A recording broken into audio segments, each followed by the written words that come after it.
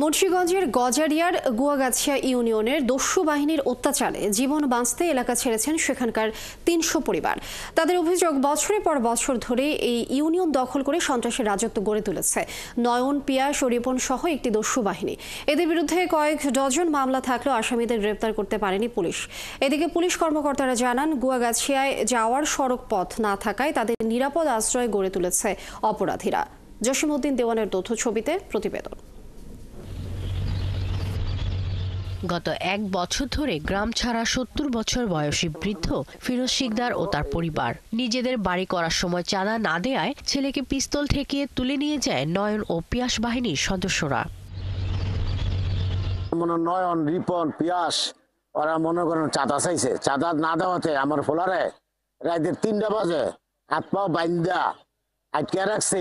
উদ্ধার করার পরে ৩-৪ দিন পরে আবার আমার মনে করেন পাইয়া পিস্তল ঠেকাই গেছে যে তোর ফোলা পানলে এই দেশ থাকতে পারে না, দেশ ছাড়া করেছে।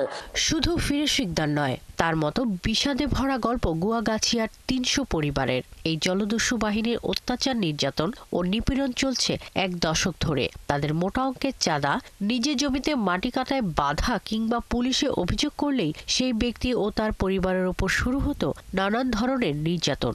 এবার ঢুকিয়ে আমার বাড়ি বিল্ডিং এর আয়নাটা নিয়ে ভাঙে টেঙে যাচ্ছে, মালটা লুচা উঠা এই লোক এলাকা যেতে পারি না। বিভিন্ন ভাবে তারা হয়রানি করে, বিভিন্ন লোক হাত কাইটা পা কাইটা বিভিন্ন ভাবে মামলা দিয়ে একাধিক ভাবে হস্তনস্ত আমরা বাড়িতে যেতে পারি না। তারা আরও অভিযোগ করেন, নয়ন ও পিয়াস বাহিনীর শুরুটা হয়েছিল মেঘনা নদীতে ট্রলার, বাল্কহেড ও লঞ্চে ডাকাতি ও চাঁদাবাজির মধ্য দিয়ে। পরে সাবেক সরকারি দলের নেতাদের আশীর্বাদে এলাকায় আধিপত্য বিস্তার করে। অনেকগুলা অভিযোগ পুলিশের এখানে করা হয়েছে, কিন্তু কোনো ফলই পাবলিকে পায় না। এই জন্য পুলিশের কাছেও পাবলিক যাইতে চায় না।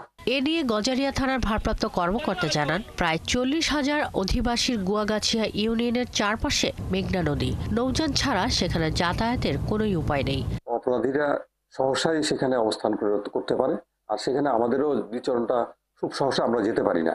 এই কারণে ওখানে খুব দ্রুততম সময়ের মধ্যে একটা স্থায়ী ক্যাম্প, তদন্ত ফাঁড়ি ক্যাম্প হওয়া দরকার। নয়নের বিরুদ্ধে ৩৩টি, পিয়াসের বিরুদ্ধে ২৮টি, রিপনের বিরুদ্ধে ৫টি, আবুল কালাম ও আক্তারের বিরুদ্ধে ১৯টি, নাদিমের বিরুদ্ধে ১৩টি সহ জলদস্যু বাহিনীর প্রতিটি সদস্যের বিরুদ্ধে ডাকাতি সহ একাধিক মামলা রয়েছে। এ ব্যাপারে নয়ন এবং পিয়াসের সঙ্গে বারবার যোগাযোগ করেও তাদের সঙ্গে কথা বলা সম্ভব হয়নি। শাকিলা শম্পা, একাত্তর।